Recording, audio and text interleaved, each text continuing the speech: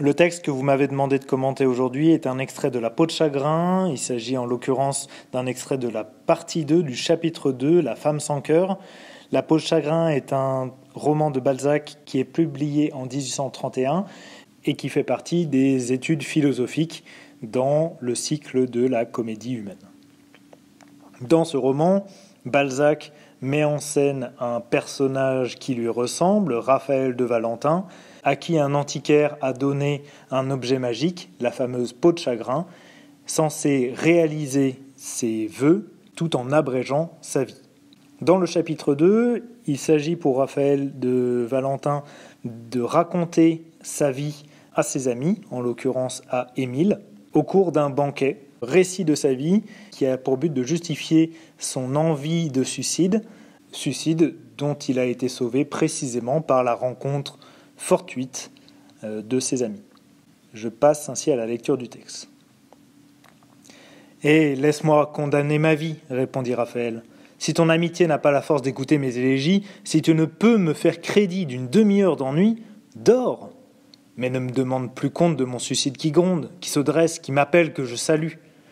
Pour juger un homme, au moins faut-il être dans le secret de sa pensée, de ses malheurs, de ses émotions. Ne vouloir connaître de sa vie que les événements matériels, c'est faire de la chronologie, l'histoire des sots. Nous l'avons dit, l'histoire de Raphaël est relativement proche de l'histoire de Balzac lui-même. Le projet de La peau de chagrin est défini par Balzac comme un conte oriental et non pas exactement comme un roman philosophique. Toutes ces références à des genres ou sous-genres du romanesque se brouillent en quelque sorte et justifient la question que l'on pourrait poser au texte. En quoi cet extrait illustre-t-il précisément le brouillage générique du romanesque ? Pour répondre à cette question, je découperai le texte en 3 mouvements. Un premier de la ligne 1 à 7, dans lequel Raphaël va exhorter son auditoire à l'écouter. Un deuxième mouvement de la ligne 8 à 14, dans lequel va commencer à s'opérer la confusion entre le narrateur et l'auteur. Et enfin, un troisième mouvement de la ligne 14 à la fin, ligne 26, dans lequel l'identification narrateur-auteur va s'affirmer. Je passe ainsi aux commentaires et à la première partie. Ce premier mouvement débute sur une exclamation et un impératif « Laisse-moi condamner ma vie ». Il s'agit donc bien pour Raphaël d'exhorter à l'écoute. Il a pour but de s'apitoyer sur son sort, comme on le voit avec le terme « condamner ». Et cette exhortation est une réaction directe à la manifestation d'ennui que manifeste son auditoire, manifestation qui va se traduire par les 2 systèmes hypothétiques « si ton amitié n'a pas la force d'écouter »,« si tu ne peux me faire crédit d'une demi-heure d'ennui ». Ces 2 systèmes hypothétiques vont être corrélés à un nouvel impératif « dors ». Dans ces systèmes, on peut remarquer l'usage des négations qui ont pour but de montrer la paresse de celui qui l'écoute. On retrouve aussi la référence intéressante pour notre sujet des élégies, qui sont un genre poétique normalement, qui résonne avec l'idée de condamnation, puisque l'élégie c'est le fait de se plaindre. Autre élément d'intérêt, l'idée du crédit dans ce roman où l'argent est roi et modélise lui-même la vie, qui se perd ou qui se gagne. Et autre élément d'intérêt, c'est le début d'un système de parallélisme que l'on va voir dans l'usage des déterminants possessifs et des pronoms. Deuxième personne, première personne, ton, mais, deuxième personne, première personne, tu, me. Donc ce système de parallélisme va engager le processus de parallèle que l'on va pouvoir tirer par la suite entre le texte et son auteur. Le ton élégiaque du personnage va se confirmer par la suite à travers l'énumération des propositions subordonnées relatives qui vont accentuer encore l'idée du suicide, qui se gronde, qui se dresse, qui m'appelle, que je salue. Donc posture élégiaque, posture héroïque aussi avec cette dernière proposition subordonnée relative, mais aussi posture de romancier, puisque le romancier est précisément celui qui développe les idées plutôt que de simplement les dire comme elles arrivent. On continue toujours dans l'idée de condamnation avec la proposition infinitive pour juger un homme. On se retrouverait presque là dans le registre du plaidoyer ou du réquisitoire, en tout cas dans un genre qui appartiendrait à la rhétorique judiciaire et va commencer à se développer l'importance de la vie intime avec le vocabulaire du secret, et la référence à la pensée, au malheur, aux émotions. Ici, véritablement, Raphaël s'oppose en héros romantique. Le personnage de roman a acquis une vie intime et il va s'agir ici de la révéler. Ce que Raphaël se propose de faire, c'est son autobiographie, en tout cas son autobiographie de personnage de roman. Il s'agit non pas de faire de la chronologie, c'est-à-dire, comme il le dit lui-même, le recensement des événements matériels, mais bien de faire une biographie, c'est-à-dire connaître sa vie matérielle et intime.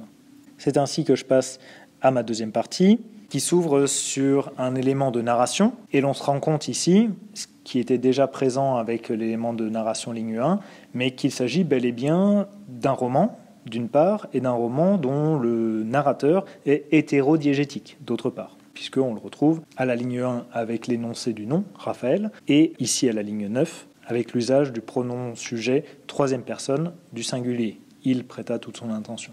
On peut noter ici l'ironie du narrateur, puisque Émile prête toute son attention en regardant d'un air hébété, ici avec cette espèce de contradiction qui s'explique tout à fait par le fait que Émile est à moitié soûl. Et finalement, Émile va se faire le reflet du lecteur qui lui-même est saoulé par l'histoire de Raphaël. Cela fait plusieurs pages que Raphaël nous promet de nous raconter pourquoi il va se suicider, et pour l'instant, il n'en a rien fait.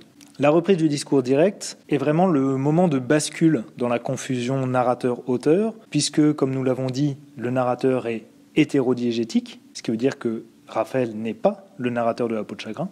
Mais l'élément de narration ici, repris le narrateur, indique clairement la reprise de parole de Raphaël et assimile de fait Raphaël au narrateur. Raphaël, effectivement, est le narrateur de sa propre vie, mais l'usage du mot narrateur ici assimile de fait Raphaël au narrateur de la peau de chagrin, narrateur qui est lui-même hétérodiégétique. Ce moment de bascule va permettre le passage subtil d'un moment qui doit être l'autobiographie d'un personnage à l'autobiographie du créateur de ce personnage.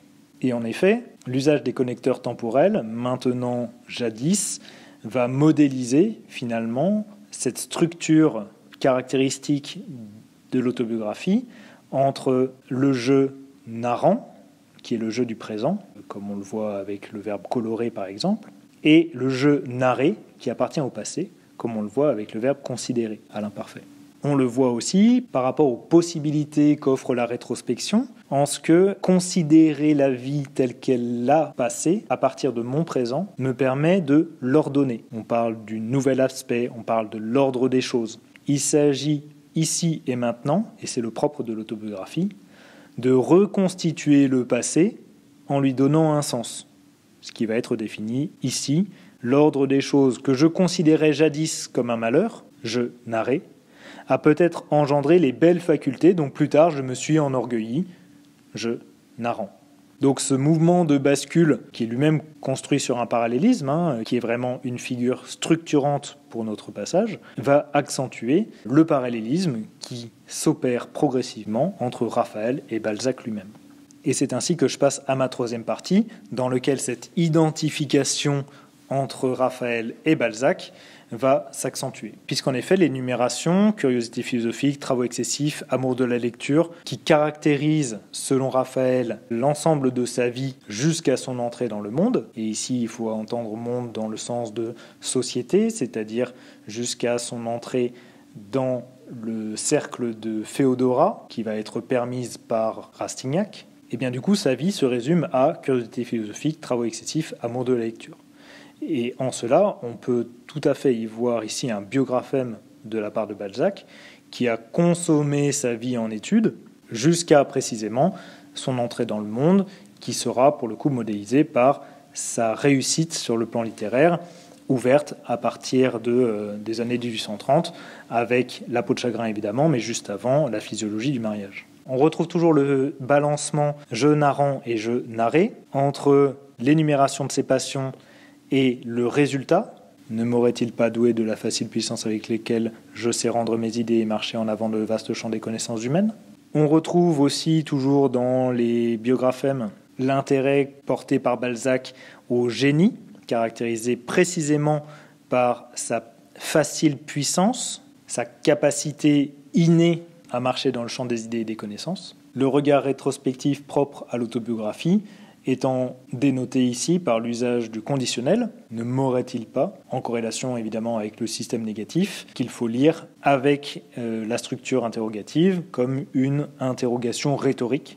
L'analyse est faite déjà, il s'agit simplement, par modestie sûrement, de la présenter sous une forme interrogative. L'ironie de Balzac se lit précisément à travers cette fausse modestie et à travers les jeux qu'il organise pour le bon lecteur ou pour l'auditeur attentif que n'est pas Émile, puisque précisément, lorsque Raphaël dit « s'il faut vous en croire », précisément, c'est quelque chose qui est faux, puisque Raphaël a tout à fait noté juste avant que sa comédie a été un échec et que sa théorie de la volonté a été un échec aussi. Il n'y a qu'auprès d'Émile, précisément, que cette théorie, ce traité, a trouvé grâce. On note bien ici la distance que Balzac met entre Raphaël et lui-même. Raphaël comme projection de lui-même, mais une projection orgueilleuse.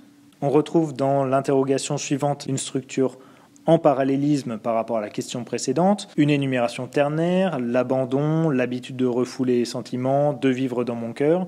On retrouve l'interrogative rhétorique basée sur l'usage de la négation.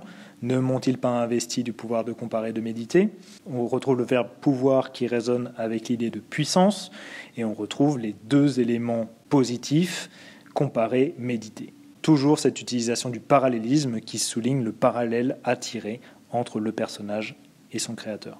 Troisième interrogation, toujours ce rythme ternaire, toujours interrogation rhétorique, puisque basée sur l'usage de la négation, ne s'est-elle pas concentrée, avec toujours la mise en exergue d'un élément négatif, ces accidents, ces malheurs, comme il le dit à la ligne 11 et 13. Donc ces éléments négatifs qui vont permettre à sa sensibilité de se concentrer. Là encore, on retrouve la passion balzacienne pour la volonté, puisqu'il a lui-même écrit, comme Raphaël, un traité de la volonté. On retrouve là encore le vouloir, qui est l'idée du désir, qui était déjà dénoncée par le personnage de l'antiquaire, idée du désir qui est corrélée avec celle de la passion, et on peut rappeler ici avec intérêt l'avant-propos de La peau de chagrin, où Balzac lui-même définit le roman comme un endroit où la vie est en combat avec le désir, symbole de la passion. Balzac en vient quasiment à se citer lui-même, augmentant encore l'identification du narrateur et de son auteur, du personnage et de son créateur. On note tout de même une ultime mise à distance, une mise à distance ironique dans la dernière phrase, je me souviens les avoir observés, avec la sagacité de l'amour dédaigné. Mais là encore, cette remarque ironique est toujours fondée sur un système de parallélisme, énoncer des éléments négatifs, conséquences positives. Dernier élément d'intérêt, c'est précisément cette formule « je me souviens », formule clé de l'autobiographie qui vient ici clore notre extrait. En quoi cet extrait illustre-t-il le brouillage générique du romanesque ? Nous avons vu tout d'abord que l'utilisation massive du discours direct rappelait que tout le chapitre 2 est en fait le discours de Raphaël. Discours qui est lui-même inséré entre un chapitre 1 et un chapitre 3, dont la narration est prise en charge par un narrateur hétérodigétique. Dans notre extrait, la présence de la narration est intéressante en ce qu'elle assimile le narrateur hétérodigétique et le personnage par l'appellation narrateur collée au personnage de Raphaël. Et c'est ce paradoxe au centre du texte qui brouille l'intégralité du système narratologique de notre extrait. Raphaël se pose comme un auteur parce que l'auteur se pose comme Raphaël. Et cela va se montrer à travers la mobilisation d'un certain nombre de biographèmes qui vont achever d'assimiler Raphaël de Valentin et Honoré de Balzac, signant ainsi le brouillage irréversible entre le roman et l'autobiographie. Je passe ainsi à la question de grammaire. Vous m'avez demandé d'étudier le discours direct, lignes 1 à 3. Lorsqu'on étudie le discours, il faut tout d'abord en extraire ce qui n'est pas du discours, c'est-à-dire ce qui appartient à la narration.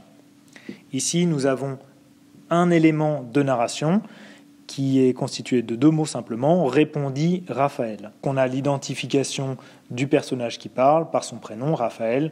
On a le verbe de parole, répondre. Cependant, même sans cet élément de narration, on pourrait repérer qu'il s'agit ici du discours direct. Premier élément, tout simplement avec l'usage de la ponctuation spécifique du discours direct, à savoir ici le tiret. Cette ponctuation spécifique n'est encore pas le seul élément de preuve du discours direct. On pourrait y adjoindre aussi l'usage du présent, si ton amitié n'a pas la force, si tu ne peux me faire crédit. Là où normalement dans la narration on utiliserait plutôt les temps du récit, à savoir l'imparfait et le passé simple. Et ici, précisément, notre partie de narration, répondit, est au passé simple. On peut aussi retrouver un troisième élément de définition du discours direct à travers les types de phrases utilisées, puisqu'effectivement la narration n'est constituée que de phrases déclaratives. Or ici nous avons 2 points d'exclamation, donc des phrases exclamatives, et nous avons aussi 2 impératifs, laisse-moi, dors, donc des phrases injonctives, ce qui normalement n'appartient jamais à la narration. Dernier élément de définition propre au discours direct, eh bien, ce sera la mobilisation de la 2e personne du singulier qui est présente à travers le pronom sujet à la ligne 2, si tu ne peux me faire crédit, ou à travers le déterminant possessif, si ton amitié, à la ligne 1.